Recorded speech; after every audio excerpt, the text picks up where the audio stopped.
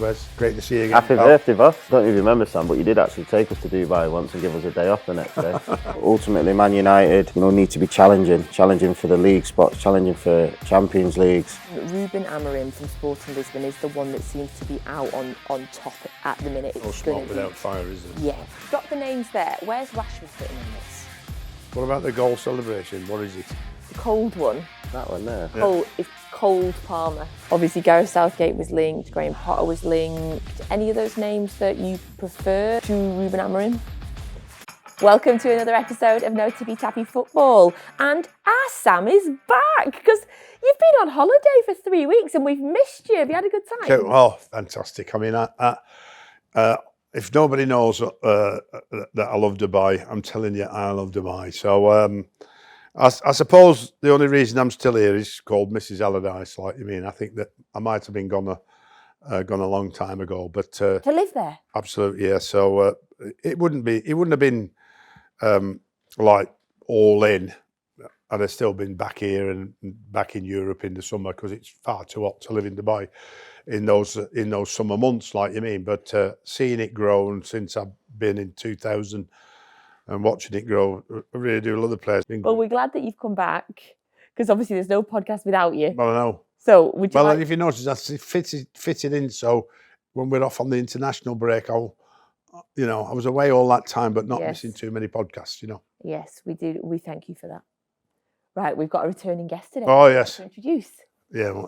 I mean, since the days at Sunderland, and getting to know him as well as I know him. I know him before then. We'd bumped into each other a few times, but it's a pleasure to have him back. Always great to listen to him. It's Wes and Wes. Great to see you again. Happy birthday, boss. Thank you very much. Let's have a look at your tan. I don't. Yeah. It's not there yet. It's not bad though. It's getting there. I mean, it is a bit difficult to talk about 7-0, but you got to face it, haven't you? So there we go. Old is the goal, Sam. That's what I always say. Well, thank you. Wes, thank you so much pleasure. for coming back. Good to be back. And I feel like we should tell everybody that we had you booked before Erik Ten Hag was sacked, yeah. Because otherwise this has just ended up being absolutely perfect timing, having you on to be able to talk about this. Sam, I've got to say as well to you, obviously, the second any big name manager gets sacked and you're not on the podcast, our listeners start going wild. And there was loads of comments on YouTube saying you weren't on the podcast because you were at Manchester United. So let's talk about Ten Hag. Yeah. Wes, obviously he has been sacked this week. Does it seem strange now that they didn't sack him in the summer or replace him in the summer? Well, listen, I think it was probably a little bit difficult after he won the FA Cup. I think in all, with the 2 cups he's won, where we are as a club, I think he did a great job. But ultimately, Man United, need to be challenging for the league spots, challenging for Champions Leagues. Winning games you should be winning. He brought some players in for a lot of money that probably didn't, do as well as he expected. And I think you've seen as the 2.5 years has gone on, there's been a lot of pressure as well, where he's probably not been handled great by the players and the manager. We can play really well one week, and the next week there's no sort of flow or continuous good play. So I think after the weekend, it's a shame really, because the West Ham game, they played really well in the first half. Didn't get a break, didn't get any luck. Could easily be 2-3-0 up at half time.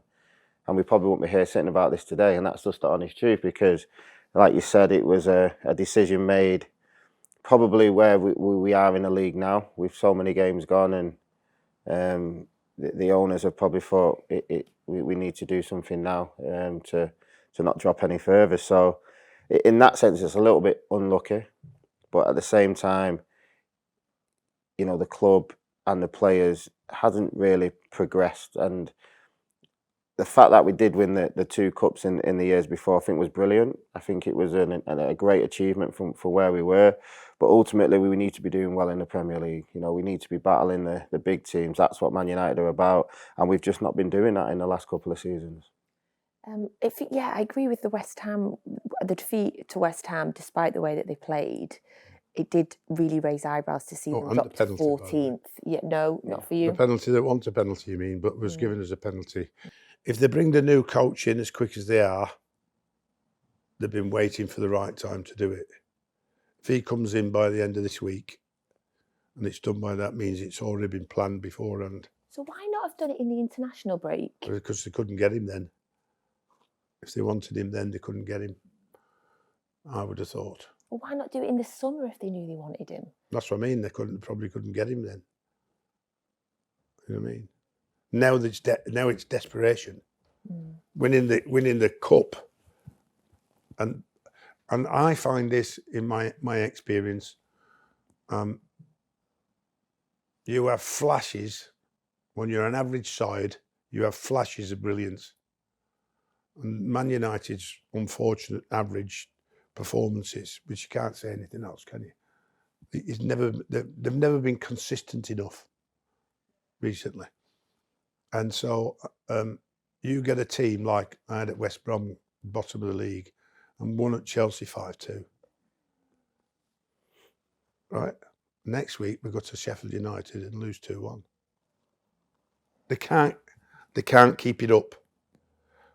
I used to talk about this at Sunderland because we were really struggling when I first went there, when Wes were there, and I was talking about the fact that the consistent level of performance that you need to play at means that when you play against the teams that are with you at the bottom, your best performance is most important then, not your best performance when you play against Man United, or even though we had some great results against Man United and people like that when we were, at Sunderland, when we were getting out of trouble. They were the bonus points. We really made sure that the bottom 8, we was doing our work, doing our real work then, and consistently playing well, which gave us, and winning, and gave us an opportunity to play well against the top boys and get more points. But to just play against them once, get a great performance, but you can still lose. If you do your best performance against the bottom 3, 4, 5 or 6, you get 3 points. I think on that, it's the confidence and the belief of the team. Yeah. And not all players can do it, if I'm being quite honest. Yeah, that's true. I was pretty lucky to come into the team I did. And if I'm being honest, if you didn't have it, you were pretty much gone anyway. So yeah. Sometimes, it can be drilled into you as well. But ultimately, it has to be yourself, your beliefs, like I said, the confidence, the team spirit. It has to be so good. Sam was so good at team spirit. I don't even remember, Sam, but you did actually take us to Dubai once and give us a day off the next day. I'm not surprised. Yeah, he actually made us run down the beach and we were going, oh my God, I'm knackered. And then you said, right, you got a day off tomorrow. Yeah. So little things like that, it just, the way your head works, you completely know, okay, enjoy yourself today. When we're back in, we're going to work. We're actually going to put a bit more in, and we're going to believe that we're going to win the next game. I always felt it was the mental side as much as the physical, Dubai. And that's why I always did it with most of the teams, with nearly all of them, from the time at Bolton, if I could get to Dubai at the right time. Because if you speak to Wes or you speak to all the other lads that played under me, they'll all talk about the Dubai trips and how great they were. Yeah.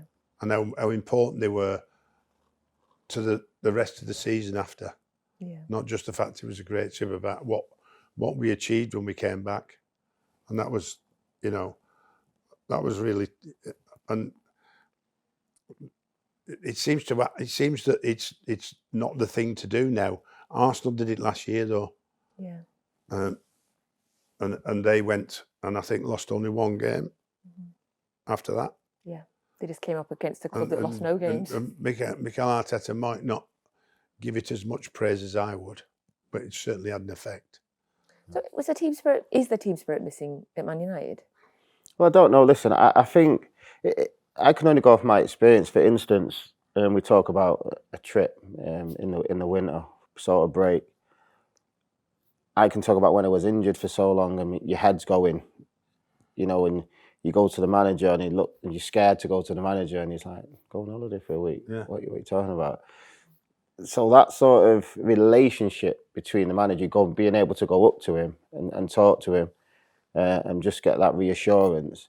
I'm not sure it's sort of part of the game anymore, if I'm being honest. I don't know if it's as frequent. I don't think it is, Wes. Yeah, and that's why I think the problem is. I think it's become more. I don't know what the right word is in the capacity of scared. Yeah, so we've had a problem. I think you have to be scared though, but you still do it. Yeah. And if I'm being honest, every time you do it, nothing really happens unless you've done something bad. You know, the manager understands, and I think you then build a relationship with the manager where the respect is mutual. He can show you putting the work in, and he honours that. Do you know what I mean? And you want to do the work for the manager, and I don't think it goes like that so much now in clubs. So Erik Ten Hag is gone. Obviously, there's a lot of names that are being linked to the club at the minute. But the one, Ruben Amorim from Sporting Lisbon, is the one that seems to be out on top at the minute. It's looking like no it's going to smoke without fire, is there? Yeah, exactly. There I mean, ain't, I don't know if so- you saw his press conference for Sporting Lisbon yesterday. He smiled through the whole thing. Every time someone mentioned Manchester United, the man was beaming. What's your initial reaction? Yeah, well, it looks like that's the way it's going. If you look at all the reports and put it together, and they've gone in and got the person they wanted. Obviously, I thought if it was the case, that Rude would be in for a while at least. Like we talked about, if they were going to change, why did they not do it in the summer? But yeah, this looks like the guy that Manchester United want. Will he want to influx a whole new Portuguese regime? I wonder if he'll keep Rude, considering he's not been there that long. Yeah, you don't know. But will he be allowed to get rid of him? I think when a new coach comes in, as a player, everyone wants to play well. I can tell you that. They all want. They all want to produce and training. New manager bounce is real. Yeah, they all want to get on that team sheet and show what they can do. So that'll be interesting to see what happens if he does come in. But it's as simple. It's all about trying to get that right balance and that stability. So it looks like it's going to be him. It might be him by the time this comes out. It might have been announced. Is he a back three man? Yeah, he is. Yeah, interesting. See, that's interesting at Man U. Why? It's historically it's been frowned upon by the Man United fans. Why? Because they think it's too negative. Okay. I think I've said this to you before. If you'd have experienced this in your fantastic time at Manchester United, Sir Alex would expect you to be able to defend 1v1 if needed. He would always say that. That's why you played for Man United as a centre half. If you couldn't defend 1-on-1, your time might be limited. I wouldn't be wrong in saying that. And when you say that, it doesn't just mean like take the ball. It means 1-on-1, divert, take him all to the side, do anything until anyone gets back. But you need to pretty much be able to keep up with the 1-1 system. He always said that. Okay. I think we knew that as players, actually. Well, I'm sure he did. Indirectly. Yeah. So the Man United fans might not like it, but if he gets results, surely that's all that matters now to the club. I think it's more of a what the fans going about at the moment is sort of a how are we playing? What's the way we play? Are we counter attack? Is there some sort of ball movement that we're opening up teams with? And I think that's where it's been very frustrating because no one really knows what's happening. Man United have always been a counter attack team for me. But obviously, with very good players, can still keep the ball and pass the ball around. Not really told what to do in my day. The players were very clever and pretty much worked it out themselves. And I think that's where the game's maybe changed a little bit. There's another point. You know how much I've talked about coaches coaching for their own benefit, for their own careers, and it's taking responsibility out of the players.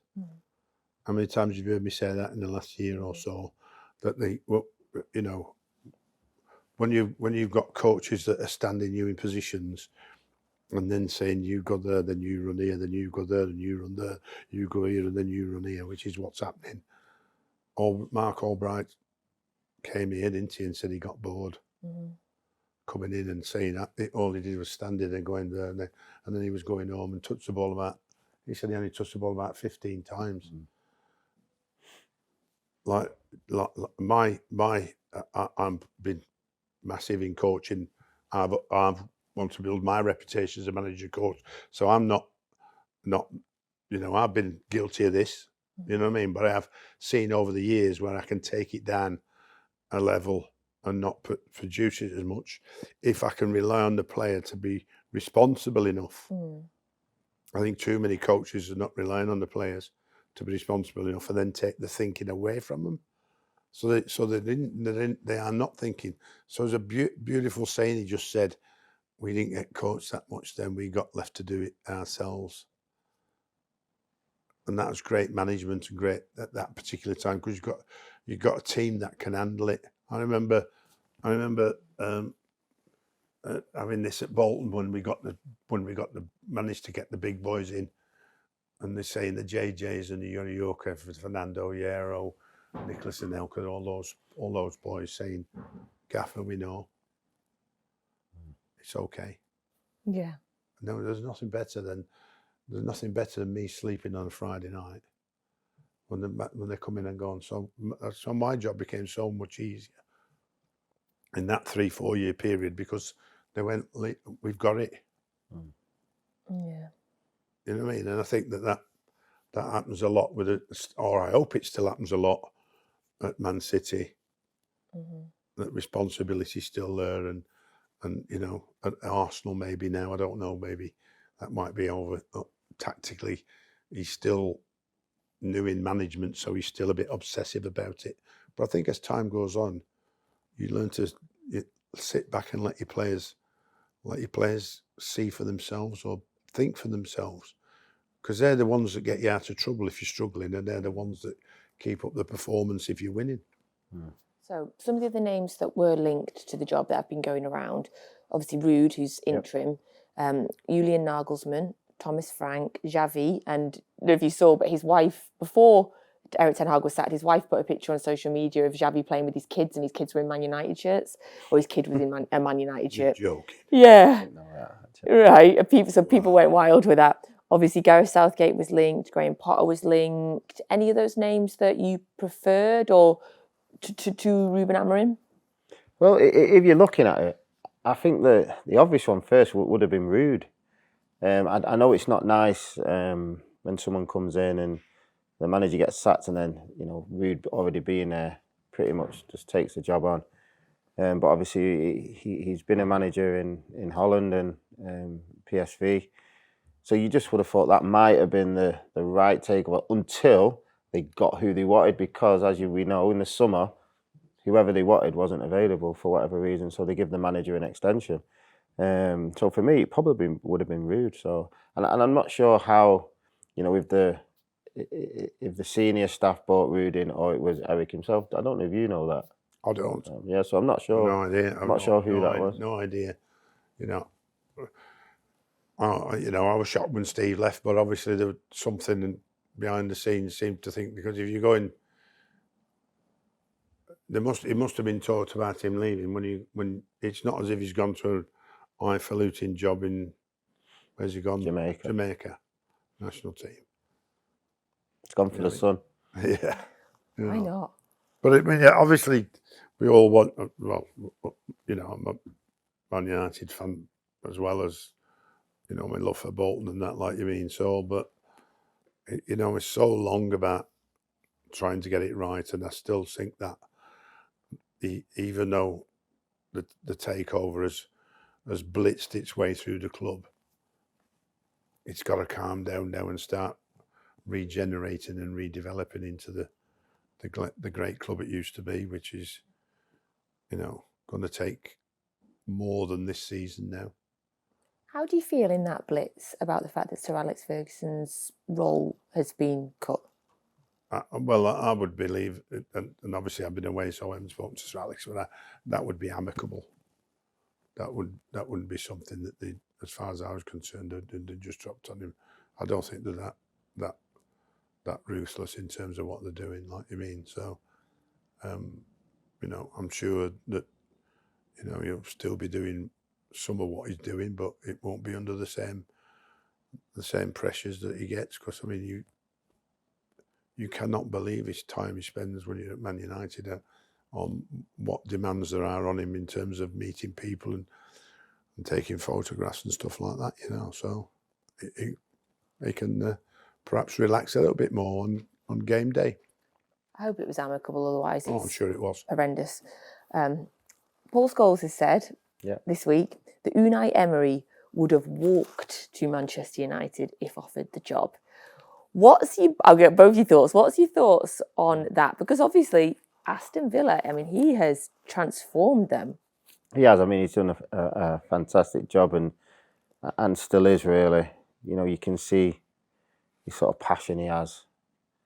And for whatever reason, he's got them lads proper working hard and playing well. You know, Champions League. They're actually a team that even when I look at them, I'm looking at them thinking, that's an easy win for them this week. When you're just looking at the games, and a lot of that is down to him and how he's got the players going, considering a couple of his best players actually went in the summer as well. Yeah. But he's kept that same mentality. You know, I mean, the boss I know better. If someone mentions Manchester United and you're a manager, it would be very difficult, no disrespect to Aston Villa, to turn down, regardless where they are, what's going on. You can't. I don't think you could turn it down. And that's just looking as a former player. Yeah. What do you think, Sam? Unai Emery? You can't turn it. I don't. Well, I don't. I think if you have any ambition as a football manager, you know, if you're lucky enough to be offered a position at Manchester United, however difficult you think it might be, you have to have strength in character and your own ability to one, deal with it all and go in and do it your way. And if you can't, I was always told you got to, when you go on management, you've got to do it your way. You've got a lot of important information off previous managers and coaches that you've worked under, but that's all in the locker and all stored away in the hard drive. But you've got to do it your own way, and if you're expressing yourself and inspiring people to deliver, not just on the field but also off the field, you can be successful. But you know, it's still the big question mark is the quality of player. You know, that Man United have to go and find the quality of player straight away to make Man United better. And I don't think that. I think that's been the biggest. Everybody's talked about that being the biggest problem over the last 3 or 4 years, haven't they? You know, the players have come and gone, but there isn't. That, with all due respect to the players, there isn't a Brian Robson. You know, there isn't an Erik Cantona. Way back, they're into George Best. They're into Ryan Giggs. They're into Paul Scholes. There's not a Wes. Well, in Alex terms, there's not a Wes Brown either. You know what I mean? You know, the time he spent there. You know, how many years was it? 10, 11, 12. You don't stay at Man United that long if you're not great at what you do. So, you know, that's what Man United need. You know, they talk about down the road, the Ballon d'Or, the Man City players who have been at the Ballon d'Or. You know what I mean? Man United players need to be, people need to be talking about the standout 2 or 3 players that they've got. And I think they've got some really good players, but not like what we've experienced over the last 15 years. A lovely segue, that, Sam. Perfect segue for me. Thank you. By the time we film next week, I expect Man United will have appointed a manager, so we can talk about whoever that is then. But on the day that Manchester United sacked Erik Ten Hag, Rodri won the Ballon d'Or. She's happy. Oh, it was a glorious day, Wes. It is a great. Actually, no, it was tinged with sadness from a City fan, and then it was glorious. Talk about sulky Real Madrid for a bit. Go on. Oh, please. Wait there. Can we talk about Rodri first? Let's talk about Rodri I don't first, want Real Madrid to... They're like taking over the conversation. So let's have a quick word on Rodri and then we'll talk about it. Rodri, Ballon d'Or winner, worthy winner for you? It's different because normally it's an attacking player, It is, yeah. a flair player. But I think for people that watch football properly and every week, they know how good Rodri is and they know what he's sort of done for the team, the players, the way his position is. I mean, I don't think he got beaten. 50-something games? Is it a bit more? I don't know. It might have ended up being 70. Yeah, sorry. So there you go. So Yeah, Spain when didn't he get beat in the when he Euros. wasn't playing, you lost. the team wasn't in the. When he So wasn't he lost the playing. game when he wasn't playing. Some record that is, by the way. Yeah. Yeah, He won more trophies last season than he lost games. yeah. And listen, I'm more for. He's a defensive midfielder. I'm more for midfielders and defenders when they've been world class in that season. You know, winning something like the Ballon d'Or, because normally it is your flair players, your strikers, your attacking midfielders. Listen, it's some nice competition, but I can't see what the problem would be with him winning it from obviously Real Madrid players. Thank you. I agree. Right. Let's talk about that. My goodness. Well, you filled me in today when I came in. Yes. Which is not surprising when a Man City player won it. But go on, they've refused to go. I think, yeah, they found out. Am I right in saying this? It got leaked or something, and they found Leaked on out the day. that Vinicius wasn't winning it, so nobody went. Not even Carlo Ancelotti, I believe. No, nobody went, Sam. And just to confirm, Carlo Ancelotti won Coach of the Year. Kylian Mbappe won the Joint Striker of the Year, the Gerd Muller Award. Real Madrid won the Men's Club of the Year award. Jude Bellingham came third, Carvajal came fourth, and Vinicius came second. Yeah. And they didn't turn up. Yeah, it's a tough one. It's not though, is it? Yeah, it is. Why? Why is it tough? I'm not sure Vinicius is that. I've never seen him playing. I know he's a very, very exciting player. Was he? He's a very good player, and obviously they won all. Did he contribute more than? I don't think he contributed more than. Well, he didn't. Brazil didn't have a good. So the argument against is that Brazil did not have a good Copa America, and I didn't watch that. But from the reports that I've read, he was not in that tournament. Like he played, but he didn't do anything significant in that tournament. And the award takes in international and club. Well, who does the marking for this? Journalists. Okay. Oh God. Journalists. So one journalist from each of the 100 top FIFA clubs gets a vote from 1 to 10, and if they vote you as one, you get 15 points, and then can you tell I did a Ballon d'Or show on Monday, and then it breaks down. So it's one journalist from each of the top 100 FIFA countries. I didn't know that. Nice. Yep, and also they're supposed to take into account as well fair play and how you do for your club and how you do for your country. So it's like a bit of a wide thing. That's it. It's a good range of what you've done at international level as well as what you've done for your club, isn't it? Yeah. So. Well, I think it's childish and petty. Yeah, but I mean, Did they win the treble? Well, Madrid. No, they won the Champions League and they won La Liga. Yeah, and La Liga. Also, just call me, just thinking about this. Why would they suddenly do this on Monday? Because now nobody's talking about the fact that they got a battering off Barcelona at the weekend. I could see that. So 4-0, they got beaten by Barcelona. No one's talking about that now because everyone's talking about this, the Ballon d'Or. Yeah. So I think it's extremely. It's amazing. It's amazing, and it's now we're missing Messi and Ronaldo. That it's we always the Ballon d'Or. It'll be Messi or Ronaldo. Yeah. Or it'll be Messi or Ronaldo, and rightly so for. Who's third? Who's fourth? Yeah. That's always what it was, wasn't it? Remember that, who's the best of the rest? I mean, God, that must have happened for 12 years. Mm-hmm. Yeah. That's how good they were. Even, do you know what? I think it was 2000. Since 2003, there was only 2 players that won it that They weren't all them. Scored more than 30 goals. Yep. Yeah, every year, didn't they? Yep. Right. And they weren't. Neither of them were centre forwards. No. Neither of them. It was just amazing, isn't it? We were so lucky to live in the era of those two greats. I mean, he's still playing, isn't he? The pair of them are still playing. Both still playing, yeah. So, we might get another World Cup out of them, eh? Who knows? Well, I think it's really childish, and I think it was an amazing moment for Spanish football that Real Madrid tried to hijack and ruin. Mate, you wouldn't be saying So, that if a Man City player had won it. You wouldn't be bothered. I'd still say it was petty by Real Madrid. Because I feel like I dislike Real Madrid pretty much up there with any club right now, to be honest, Sam. Right, other things that have happened in football this week. Go on. So, Cole Palmer continues to fly, and we know how much you love Cole Palmer. Wow, man. Now, I don't know who it was, but somebody said this week that he's the best player in the world right now, He's close. I think. What about the goal celebration? What is it? The cold one. That one there. Is Cold Palmer. It's like, Oh, God, yeah. I'm glad you told me that. We're going out.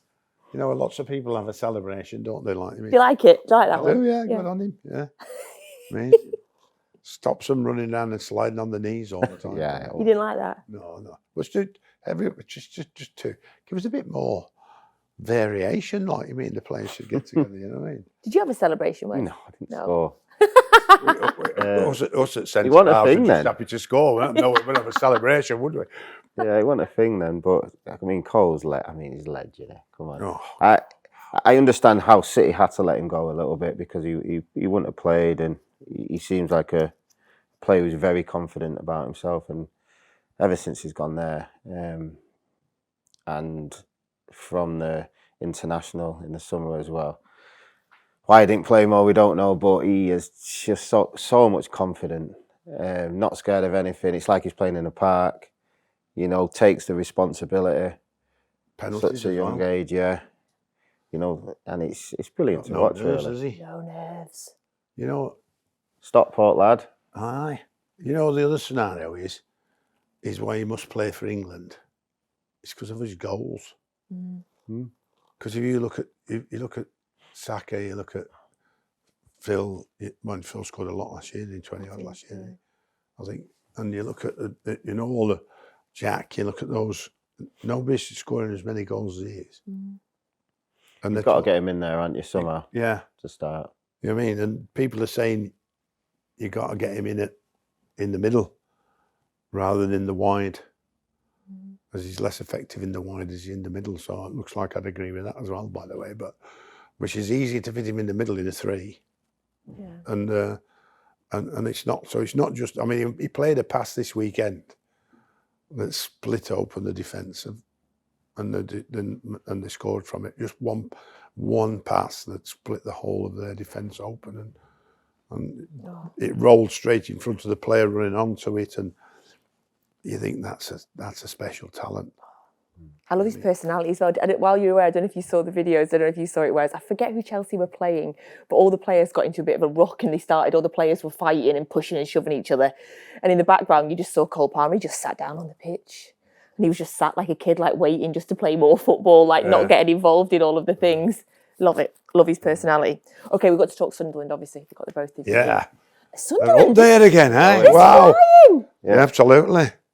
It's early doors, but it's well, they've sustained it up to now. There you go. That's what I was looking for. You know, consistency, sustainability. Will they hold the nerve? Do you think? Well, it happens after Christmas.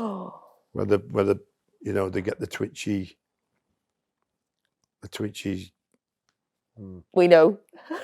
You know, and then I hope they do. And then obviously then there's the injury period of Christmas where they get through, where the squad's big enough. All these things are what you'd be planning if you were the coach. We are where we are now, and you can talk about that. No coach talks about one game at a time. We tell all the players to talk about that. Like, I mean, any coach that's saying we're talking about one game at a time is leading to disaster. You're talking about what's coming on and what's going on and what's happening, and I think he's hopefully of the mind to say, what does the future look like in the next month or two after Christmas, and what would I need in January? Because if you're there, you've got to hammer the board for what you need, and not just sit on what you've got. Because the board will say to you, or can say to you, well, you are where you are, it's all right, isn't it? And you've got to say, no, just a minute. This is happening, that might happen, we need this, or we need a couple of players, and you know what I mean? Even if you've got no injuries, Yeah. Because then you can push on. I wouldn't have saved Sunderland without 4 players coming in. Would I? No, and yeah, I just think they've accepted the challenge, haven't they? The manager's got the players to accept it. You know, he's trusted him. Another big word that I think the manager has to do at times, and they've just gone out there and rewarding him. They're having fun, they're scoring. Really? Won some big games, and it's tough there. I mean, Sam, I tell you, it's so tough. When it's bad, it's bad, but when it's good, everyone's behind you. And with the previous seasons now, some of the bad results, especially second half of the season, that sort of faded them away a little bit. Hopefully, they're accepting that challenge and they're just going to battle on now. I really like it when clubs that are doing well in the Championship are not ones that have come straight down from the Premier League. I just think it's better for the football pyramid to have. It's much more likely than that they fade away. And that's what I'm saying. If you're on top of you, he's not a very experienced coach in this country, though, is he? The manager. I'm not sure. No, I don't think so. You know what I mean? And I think that you've got to, well, it's probably the same in every country. You've got to look after Christmas. When most of Europe shuts down, we're going to keep battering away. Yeah. They already get battered on 46 games anyway. Yeah. You know what I mean? So the real importance about being and sustaining Sunderland's success is the determination of him, even though it might be what the board doesn't want, to persuade them to give him what he wants. We'll take him to the land of the most richest game in the world, or the richest promotion in the world is promoted from Championship to Premier League. So if he gets that promotion, he's making hundreds of millions for Sunderland. Yeah. For at least for 3 seasons, because there's still if they go down again, there's still parachute payments, which helps in the securing the financing again. So they can't go down when they get there. So if you got the opportunity, you're here. Christmas coming up, November. You get there at Christmas. Before the fade happens, protect yourself against it.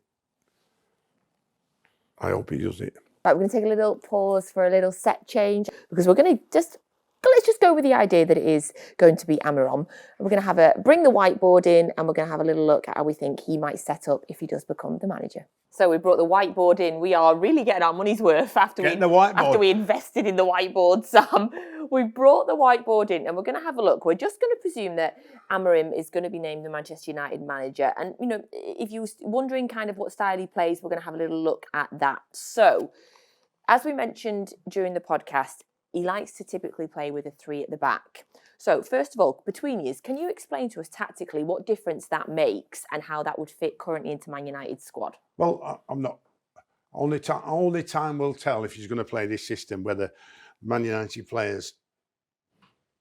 It doesn't matter so much about the fans that they don't like that system. It matters about the players fitting in and understanding what the coach wants, right? And if they win football matches, the fans will have no problem with it. But obviously, because we've got Wes here today and we've got the back 3, we're going to really talk about whether it's 4 and these 2. I don't think they're going to be wide, neither does Wes and up front. So, and as Wes knows the player, so I'm asking Wes, we obviously know the goalie. Like, who Wes would you see that back 3 being? It's a tough one. Are we talking everyone fit? Everybody fit, yeah. If everyone's fit, start from everybody being fit, yeah. I would honestly go Martinez, Shaw, Dillett. Right. Which is I know. There. Well, who? Well, he's played his back 3 a lot. He played the back. Sorry, 4, do you know what? I I put Martinez there and put Shaw that side. Then if that's makes you feel a bit more comfortable. Yeah, that makes me feel comfortable. So they're both left-footed, but okay, Shaw's out though, so okay. If Shaw's out, I mean, Johnny Evans has been playing recently, but obviously you've got Maguire as well. So you would have thought going forward it probably would have been Maguire. It's a big time for Harry because he's been way out the frame with Ten Hag. Obviously, clearly, this didn't like the way he played as a footballer. But if the new coach is insistent on this position, for me, Harry's going to be the best man here, because we all know he's got a bit of a lack of pace. So that gets covered there. But we also know that he's one of the best playing out, both at Man United and England. Mm-hmm. So coming from here to there is a great asset if you're playing the back three. The man who can go into that, because it's easy covered with these coming in, and these then can go and expand it, and these he can expand the attacking position. So anyway, wing backs. Mazraoui, probably left. Again, it could be Luke Shaw if fit. Yeah. And the obvious choice there is Dalot. I don't yeah. think that's a question, really, the way he's been playing. And I think the difficulty now is not who plays in there, but how he plays. Because obviously, and I'm sure Wes agrees with me, if it's just two there, particularly out of possession, it's going to be a problem. So why do you think that? I don't know. Most opposition play with a three, don't they? Okay. Yeah. I mean, I think coming there, the player who I think is best on the ball is Martinez. Coming out with the ball and maybe he sticks around. But then again, that's why you bought the Man Ugatis to sort of play in that position. I still can't see it being five at the back, but no.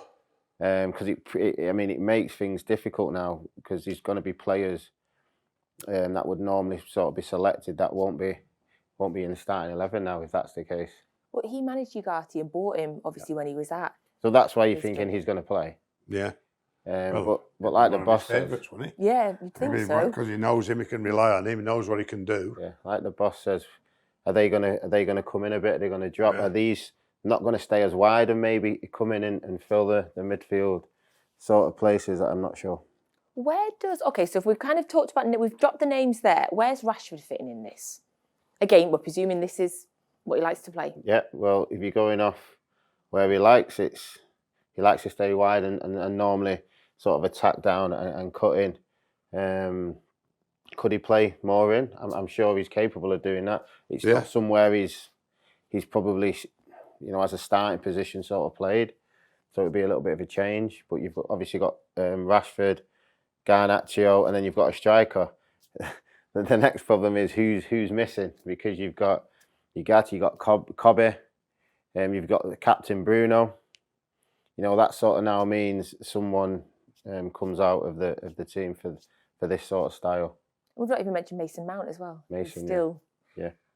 Unfortunately, it's been not a great move for him, though, hasn't it? Yeah. He's not worked out as yet. He's sort of disappeared in his recognition in terms of how good a player he was and what he could contribute, not only to Chelsea but also to England. Like, I mean, yeah, I think Mason needs some good games, continuous games, and with any new manager that can happen. You don't know. You might impress in training, and the manager. He might play. He might play Rashford up front, would he? Could do, yeah. And then, I mean, I'm forgetting Ahmed. Ahmed's been brilliant as well. Bruno fits in there, like you mean. So then there's Eriksen, and then there's. Eriksen. It's a tough one. It's a tough one, and the manager can only deal with the players that he's got, and I'm sure he'll decide on that. But yeah, it's do we go, as we would call it, more defensively with the five, or do we sort of do our traditional 4 at the back? So you'd say more defensively with the 5. I mean, something that I know you'll immediately like, Sam, is his current team have only conceded 2 goals in their 9 league games. That's good. We need that. So there you go. Well, told you, we never win anything unless we've got the best defensive record. So I'm going to keep that parrot on my shoulder saying that like forever, because it happens everywhere in all the leagues. So, I mean, what I have to say this is not detracting from the flair of the game that you can produce when you're in possession. Mm-hmm. This is saying to the team, you have to be if you're going to win anything, when you're out of possession, you have to be as good as you are in possession to win anything, any tournament at international level or at domestic level. You have to be as good at defensively as you are with attacking. So, and that means that the old saying always comes in, like you mean, There's 11 defenders when you haven't got it, and then there's 11 attackers when you have. You know, within whatever suits the players, whatever system the coach suits. I've always said to myself, I've got to put him in where it suits him. So I've always said, where do you like to play? What position do you like to play? And then I've always said, what are your strengths? What do you think your strengths are? Just it's a quick conversation, because you've got to get through all the players when you first join. It's a quick conversation just to jot it down and say, this is what you told me. I mean, you know, I've had players tell me what they are, and they've done exactly the opposite when they played. You're making me laugh. Go on. The names up to your mind there. God, he did. No name. Did. There must have been. Yeah. Do you know, there's one thing I will say on this, boss. When we played this a couple of times at Sunderland, Yeah. and even myself being, you know, experiencing that, you do need a good few training sessions in games. Absolutely. Yeah. To sort of, because it's different. It's a little bit different. I mean, when you're attacking, you're not actually 5. You know, if anything. No. You're 3. Right up there, aren't they? Yeah. Sorry. And then getting back in. When you're getting back in, you're still a 4 for a bit until wherever the ball's broke down, and then you get back in. And as players, it just, you know, everyone sort of has to sort of understand what's going on as well. I had my first experience of a 5 or a 3. I mean, John McGrath. This is in League. This is Division 4. When I went that far down to play, and we were playing on AstroTurf, and John McGrath said he was an advocate of a back 3. He never called it a back 5. And I have to just tell this story about negativity from fans. All right. We played with the back 5 for the start of the season, and that was number 2, and this was number 3. Okay. And the fans were complaining about a back 5, right? So this is what he did. That became number 11, and that became number 7, and it was still exactly the same players. Now we're playing with the back 3. That's how clever he was about the negativity. Like, I mean, I always remember it saying, like, well, you know, all I've done. He put them in here, put somewhere in midfield, like you mean. Yeah. And so, but obviously, I've always asked the players what are the strengths, what the weaknesses, and then said, this is how I think we should play. You know what I mean? So let's say that Amorim comes in and he wants to play this way. He's going to fit the players into this as opposed to fitting, seeing what the players can do as you described there, Sam. If we're looking sort of at this, where is the gaps in who can play there? Where do you think he's going to have to go in the January window? Does he have the wing backs? Will he have anybody in the January window? I mean, Will he? Them sort of wide areas, you know, if that's what you're saying, and now he doesn't sort of want that. He wants players to come in. Well, probably that's Bruno. Yeah. And then before January, that's Marcus or Garnacho or Ahmed. Yep. If Bruno's still captain, and obviously will play. So yeah, it becomes. Every player. Have we got them players, the right players in them positions? You've got Eriksson that can play there. You've got Mason that can play there. And then again, that's dropping. Then you'll be dropping out one of the sort of the wider players, more sort of quicker, fast counter-attack players out of the team. So it all depends how he wants to play. So when I look at that, it looks narrow, with the exception, obviously, of the 2 wing backs. Are they the key positions then in this? Yeah, but they can do. Formation? If they do that there, when they've got possession, they can do this. Okay. You know what I mean? But if you notice, you know, if you've got that at Man City, because he likes having them touching the touchline, doesn't he? These fullbacks do this. Yeah. Okay. Not that. He gets them doing this, like you mean. So if you've got them these here like that, he can then follow. He can go into them or go into them and follow his pass and keep going that way. Yeah. So it still creates the width, which most people in the game, if they have a back 4, the fullbacks are the players who cross the ball the most. Yeah. Today's football, aren't they? Apologies if you're listening to the podcast right now. You might want to just jump onto YouTube or onto our socials and see the clips of the magnets being moved as well. Okay, my final question, kind of on the magnets. This magnet right up the top. Yeah. Who's that, Wes? I still would say Højlund for now for me. Xerxes come in, he's done a good job, but you know, I watched the lad playing. He's determined. He gets about. He wants to do well, and it's just about getting him the ball in the right positions. I think at the moment, but he looks stronger, quicker as well this season. But the alternative, obviously, Xerxes, and you can put Rashi up there. So there's a few he can play with, and I'm guessing he might play with a few as well, just to sort of see what he thinks is best for him and the club. I'm going to chuck a name in for you, Sam. I don't know if you know this name. You might remember him a couple of years ago. He was at Coventry. He took the championship by storm, and then Coventry sold him to Sporting. It was Victor Gyökeres. So he had loads of goals in the championship, but he's had 76 in his games for Sporting Lisbon. He's had 64 games for them, and he's had 76 goal contributions since he went there. So assists and goals in 64 games. Allegedly, reportedly, rumours have it that he's got 60 to 70 million release clause. But how much did Coventry get for him? Oh, I think, do you know what? I feel like it was 20 in the 20s they got for him. What a fine that was. Where did they get him from then? I don't know. They had him on loan for a bit and then they bought him. But Great. I think they only had him for about 2 seasons. Great business that was. Yeah, he took the championship by storm. Yeah. Feels like they need a out. The Premier League missed him then. Let him go back out there, didn't they? Yeah, definitely. Wow. Yeah, right. Well, I think when normally a manager comes in, obviously the new, it'll be January now. The first time he can do anything. And he'll be looking to bring in, like, someone else. How many can you bring in January? 1, 2, 1? Well, I mean, at the moment, if they're gonna, I think they're gonna say we can let you have 1 or 2 in January. I mean, if you're going to bring a new coach in at this stage, and you're going to have to let him filter through what he wants and what he needs to do and how he needs to do it. If you're interviewing him on the basis of is he flexible? So Man United's interviewing techniques have to be really very good to find out what they're getting. You know, is he flexible? Is he able to change? Is he able to deliver something at Manchester United that needs to be done until such time as we want to get him where he wants to get most comfortable with, but until then, will he get us into the top 6 and will he get us into the top 4?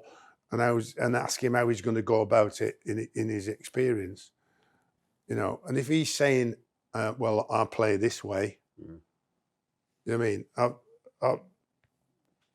Where's Ruud van Nistelrooy now in Holland? He's got. I'm listening to Ruud van Nistelrooy. I think got beat 5-0 in his first game or something. Right. We play this way, and we will only play this way. And I'm going, well, how long are you going to last? What if you haven't got the players to play that way?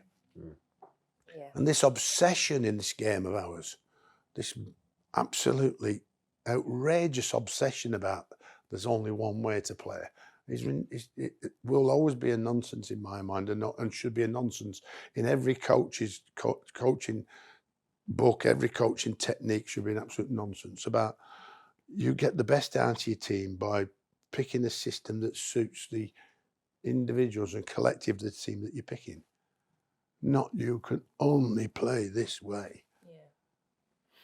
So and that is one of the things that unfortunately new coaches have to say to stay in the job the way it's going. Yeah. Oh, they play the right way. Oh, right, do they? Okay. Anyway, that's enough of that for me. But I mean, the manager, the new coach, has a very, very difficult job in one.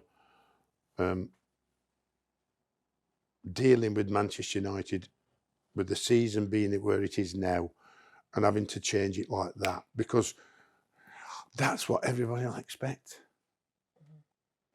Yeah. Sure. He's got like 6 games. Yeah. If he's lucky, and if he don't say anything, then we go, oh, here we go again, and that's the problem. You know what I mean? Until he gets by, do anything you can to get by. I mean, I had the same problem. I know it's not the same as Man United, but I had the same problem at Sunderland to get by until I could get to January.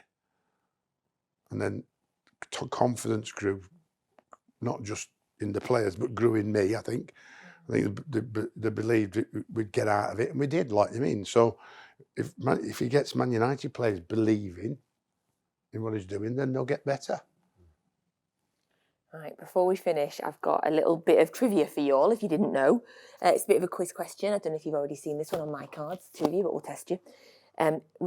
Amorim played with a current Manchester United player and played against a current Manchester United player when he was playing. Because he's super young, this guy. I think he's younger than us all. We're not going to get me on any of this now, are we? Okay, let's get Wes in. Right, Wes, who do you think he played with at Benfica? Bruno. No. That's my best guess. Benfica. There's only Dalo's Portuguese, but he's not. Lindelof. Say he's not Benfica. Lindelof, didn't Wow. he? Yeah. And when he was playing for Benfica, they played an English club. One of his players, one of the current players was Eriksen. playing for... Yes. Eriksen. Oh. Yeah. Eriksen was at Spurs when they played Benfica, and he played with Lindelof at Benfica. There you Very go. good. Because he's so Lindelof young. might be playing. Should we put Lindelof in? Yeah, you forgot about him. Right. Man, this man's making me feel old. Right, last question for you both. What is, if he comes in, what's success this season for him and for Manchester United at this point? I mean, I think any trophy, but European football, any sort of European football. Yep. The first seat from now till then. Getting into Europe. Trophy, definitely, but I mean, just week in, week out, good performances. For me, the league's always been the one you play every weekend. You know, there has to be some sort of flow in the game, and that means winning and getting into European places. And the beauty about Man United is, you know, they're not staying away. What do you mean? They're turning up. Oh, the fans. Oh, Yeah, God, when they always have the fans, when yeah. Arsenal fans stopped turning up and they wanted rid of Arsenal, The fans. they stopped going. They've got 10 fans for every ticket, haven't they? More. You know what I mean? Wanting them. Probably So, more. More, yeah. I'm only saying that to you. Yeah, it's all right. When It's all right. when they're going to build a new stadium. Yeah. Wow. Yeah. What an Fans is iconic something we have, yeah. place that should be. Yeah. And it sounds like it warrants it now. No, does it? Do you think? Yeah. Mm-hmm. Where's it? They build it on that car park next to it, couldn't they? Yeah, Stay in they the do. old stadium and Yeah. They put do. 90,000 in there. And then the 90,000 don't have to wear their wellies when they go. Oh, that's below the belt, Natalie. Below the belt. But Thank you. Thank you for coming Pleasure. back. It's really Ross, great happy to see you birthday again. again. Thank you. Cheers. stay well. Thanks, Sam. Thank you for being here. Yeah. Thanks for being back. Mwah. See ya. Thanks for coming back from Dubai, I feel like we need to say, clearly. Thank you very much for joining us for another episode of No Tippy Tappy Football. We will be back next Are they week. still supporting us on our coming up and coming voting? Well, the voting's closed now. Vote closed. So the voting's closed. So we'll find out in a couple of weeks if we've won the Football Content All Best right. Podcast Award. I think we've got a chance. I'm going in case we get it. I'll FaceTime you from the stage. Brilliant.